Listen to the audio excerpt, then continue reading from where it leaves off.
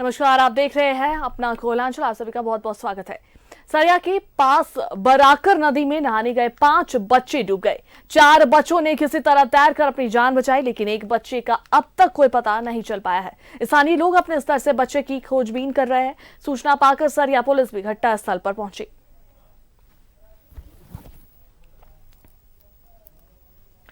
तो सरिया में आपको बता दें, सरिया की यह खबर जहां 4 बच्चे जो है नहाने गए हुए थे और उसमें डूब गए। नहाने के दौरान एक बच्चे का अभी तक कुछ पता नहीं चल पाया है। स्थानीय लोग अपने स्तर से खोजबीन कर रहे हैं।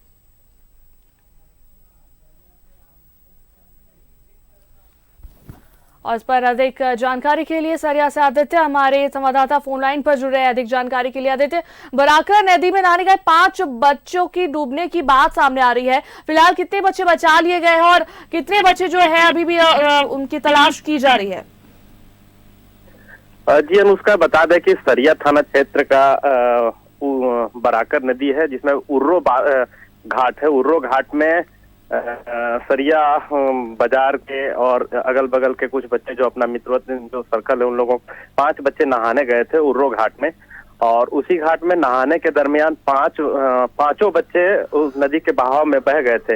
हालांकि किसी तरह से 4 बच्चे जो है अपने आप को वहां से बचाने में अपना तैर कर बच के निकलने में सफल रहे हैं, लेकिन एक बच्चा जो है वो उसका अब तक कुछ पता नहीं चल पाया है। लगातार खोजबीन जारी है। ग्रामीण अपने स्तर से लगातार खोजबीन कर रहे हैं। जो गांव के तैराक हैं, जो वो लोग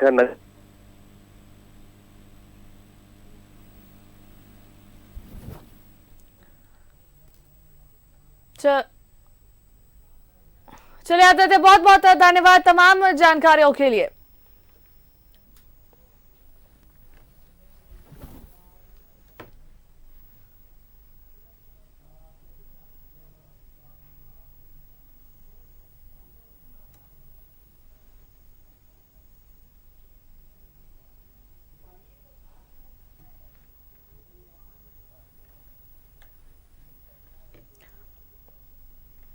कोयलांचल धनबाद में एक बार फिर धरती धंस गई। बाघमारा में तेज आवाज के साथ गोफ बना, जिसमें 3 घर समा गए। वही गोफ में जहरीली गैस का रिसाव हो रहा है, जिससे लोगों में दहशत है। कोयलांचल धनबाद में फिर धसी धरती। बाघमारा में भूधसान से 3 घर जमींदोज। जहरीली गैस निकलने से इलाके में हड़कंप। कोयलांचल धनबाद में एक बार फिर धरती धंस गई। बाघमारा के जोगता 11 नंबर दलित बस्ती में तेज आवाज के साथ भूधसान हुआ, जिसमें 3 घर समा गए। वहीं गोफ से जहरीली गैस का रिसाव हो रहा है, जिससे इलाके में सनसनी फैल गई है। लोगों ने बीसीसीएल प्रबंधन की कार्यशैली पर सवाल उठाए हैं, साथ ही पुनर्वास की मांग की है। उतना दूर नहीं जाएंगे। देखिए स्टूडियो के पीछे में है, हम लोग के उन्हें जेल खोजता है, उन्हें कमाई खाए के व्यवस्था मिलेगा, सैटिन है। और वहाँ उतना दूर में हम लोग का काम धाला नहीं मिलता है, तो कहने खटे जाएंगे।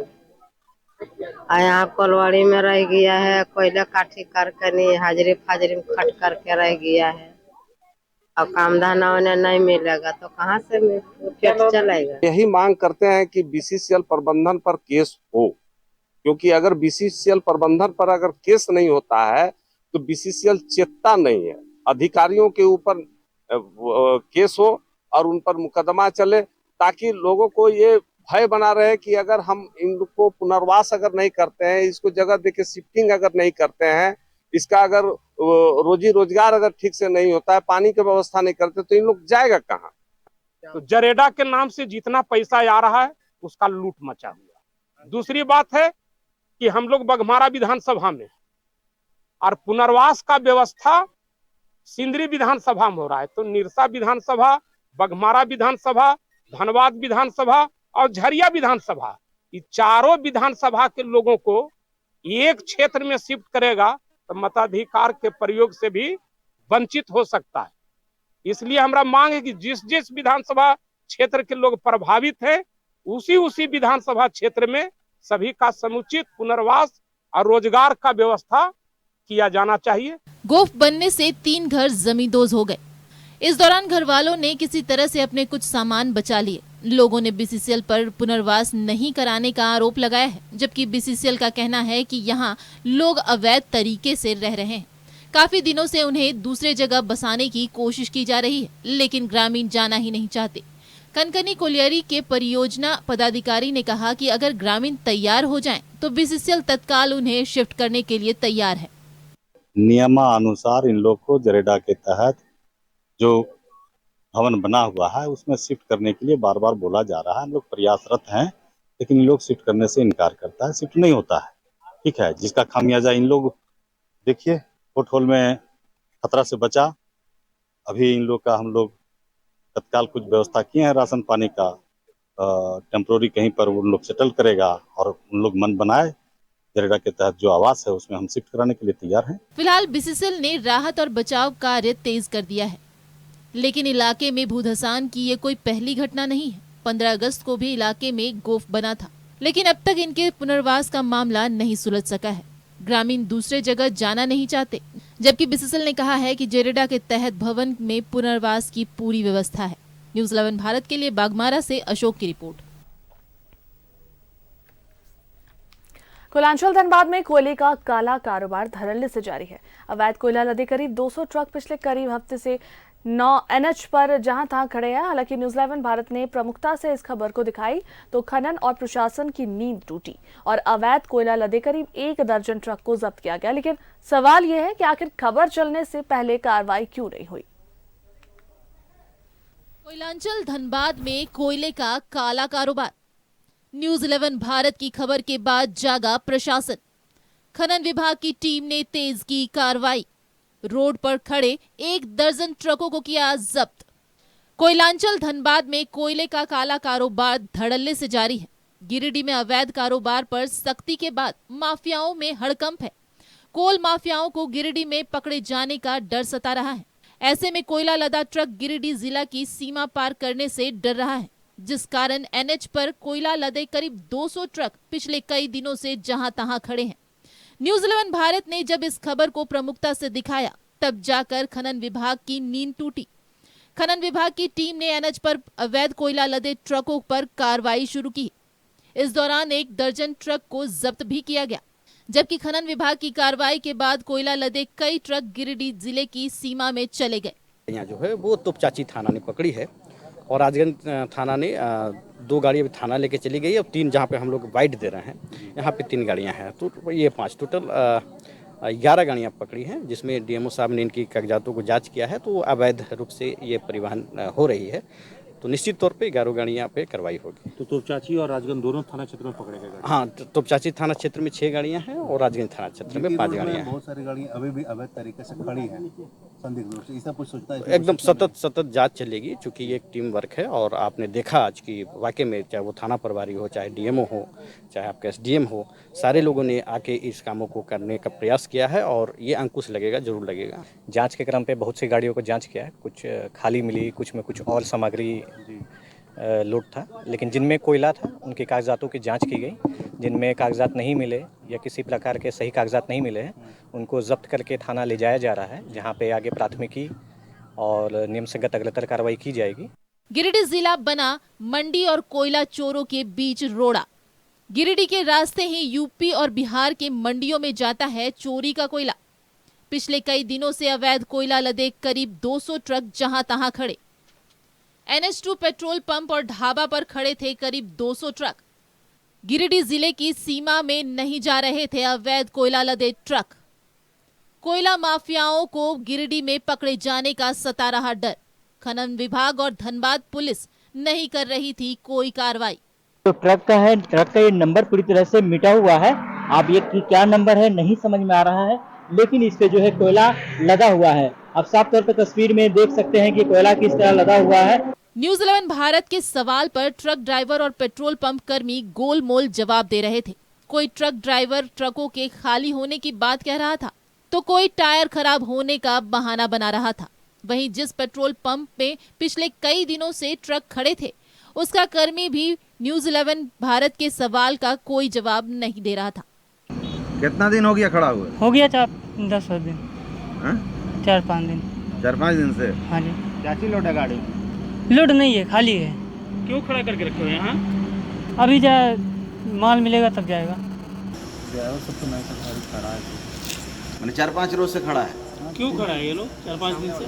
कैसे क्या उन लोगों की समस्या हम नहीं कर सकते। गाड़ी लगा के आपको बताया नहीं 4-5 हम लोग शिफ्ट हम लोग चेंज होता है ना, हम लोग को नहीं चीज से मैं खड़ा किया।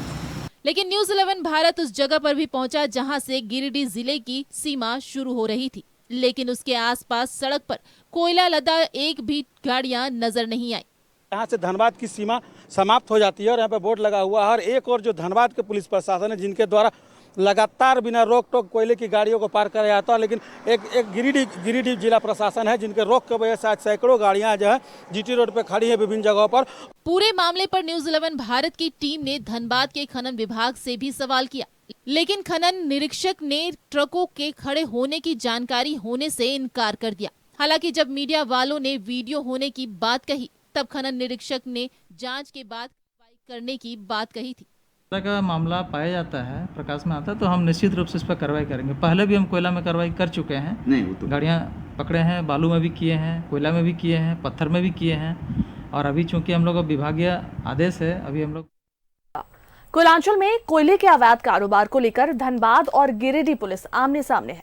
धनबाद में जहां धड़ल्ले से कोयले का काला कारोबार चल रहा है, वहीं गिरिडीह में कोयले के अवैध कारोबार पर लगातार शिकंजा कसा जा रहा है। कोयलांचल में कोयले का काला खेल, आमने सामने धनबाद और गिरिडीह पुलिस।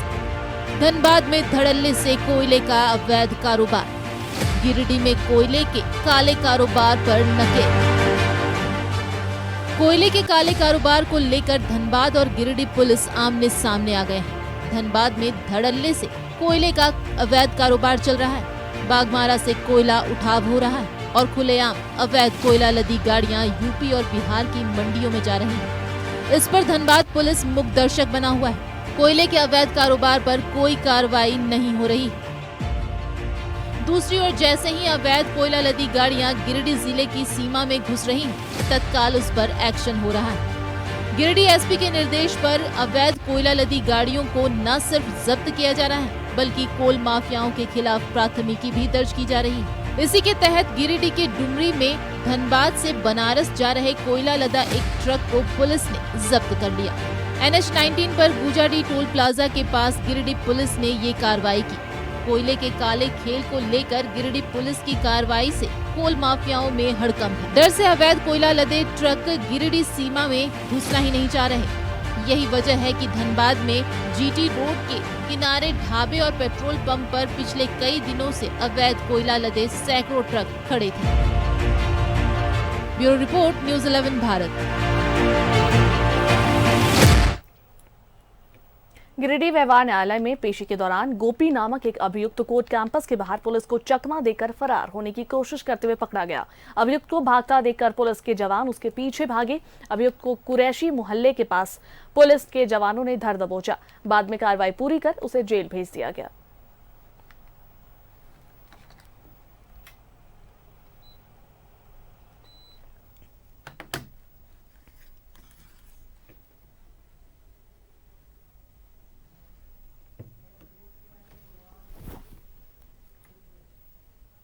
धनबाद के मनेटान छठ तालाब में आसमा बेगम नामक एक बुजुर्ग महिला का शव बरामद किया गया।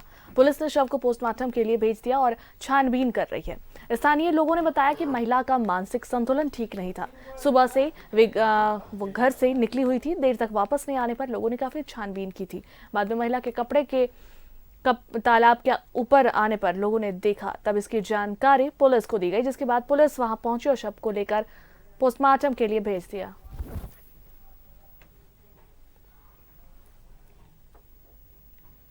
झारखंड प्रजापति कुम्हार महासंघ का जिला सम्मेलन जैना मोड़ के धर्मशाला में आयोजित किया गया। इसकी अध्यक्षता सुभाष चंद्र महतो ने की। कार्यक्रम में पूर्व विधायक और संरक्षक योगेश्वर महतो बाटुल उपस्थित रहे। संरक्षक ने लोगों से एकता बनाए रखने की अपील की। इस कार्यक्रम में जिला कमेटी का विस्तार किया गया। योगेश्वर महतो ने नए सदस्यों को शपथ दिलाई। लगभग 1.5 लाख की वोटर की संख्या है हमारी, और हमारा हक बनता है कि हम यहाँ अपने समाज का प्रतिनिधित्व के लिए अपने पार्टी से भी आग्रह करेंगे और राजनीतिक प्लेटफॉर्म में जितनी भी राष्ट्रीय और क्षेत्रीय पार्टी हैं उनसे भी आग्रह करेंगे कि भाई इस पर आप विचार करिए।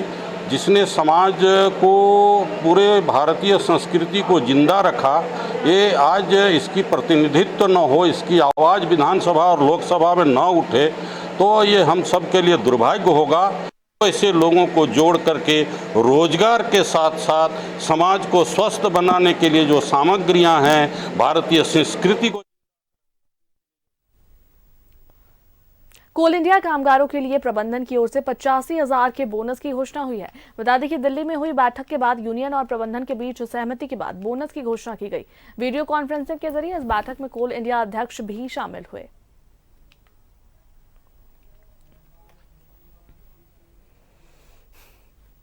गिरिडीह के गांव प्रखंड मोड़ पर सुदूर गांव से आए आदिवासी समाज के लोगों ने धरना प्रदर्शन किया। परंपरागत हथियारों से लैस इन आदिवासियों ने स्थानीय प्रशासन के खिलाफ जमकर नारेबाजी की। उनका कहना है कि काफी लंबे समय से वे इस क्षेत्र में रह रहे हैं, लेकिन जातीय आवासीय जैसे प्रमाण पत्र नहीं मिलने से उनके बच्चों का भविष्य अधर में है।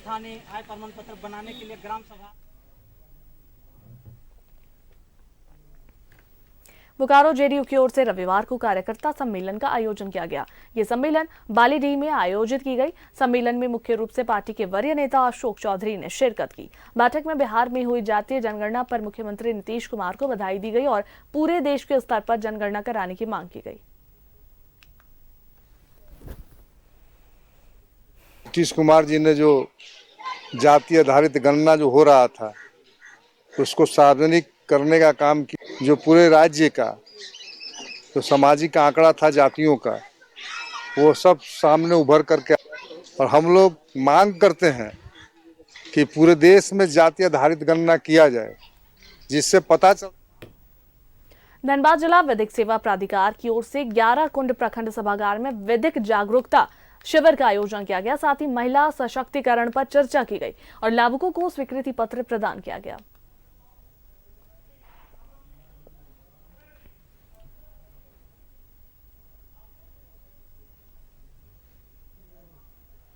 बागमारा में बीजेपी मिलन समारोह का आयोजन हुआ, जहां मुख्य अतिथि के तौर पर विधायक डुल्लू महतो मौजूद रहे।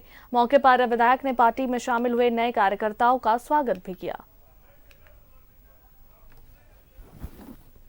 इसलिए नहीं है कि वो भी जान रहा कि हमारे दलाल लोग तो चौक चौराहे पर बड़े बड़े नेता के रूप में खड़े हैं। इसलिए भाइयों बहनों, हम आप लोग बस यही आग्रह निवेदन करना चाहेंगे। सरकार का स्थिति आप देख रहे हैं, चारों तरफ लूट मचा हुआ है। चोरी, डकैती, गोली चलना, बम चलना आम बात हो चुकी। लगता है पूरे झारखंड सहित पूरे धनबाद बागमारा में किस जगह में, किस क्षेत्र में, किस पंचायत में गोली नहीं चला। कोयला चोरी, लोहा चोरी, हर चीज में लिप्त। आप थाना की सिंदरी विधायक इंद्रजीत महतो की पत्नी तारा देवी ने दूधिया में DFMT फंड से बनने वाली सड़क निर्माण कार्य का शिलान्यास किया। इस सड़क के बन जाने से लोगों को आवागमन में आसानी होगी।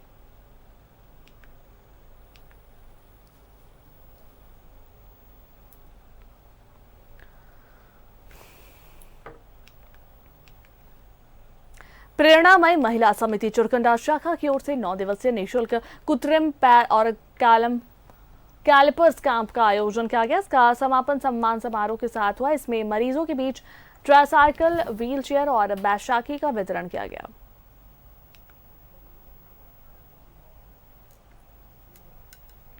गिरिडीह जिले के पांडेडीह दुर्गा मंदिर में ग्रामीणों की एक बैठक आहूत की गई। बैठक में दुर्गा पूजा कमेटी का गठन किया गया। बैठक में सर्वसम्मति से अध्यक्ष, सचिव और कोषाध्यक्ष का चयन किया गया। इस गांव में 1941 से दुर्गा पूजा का आयोजन किया जा रहा है और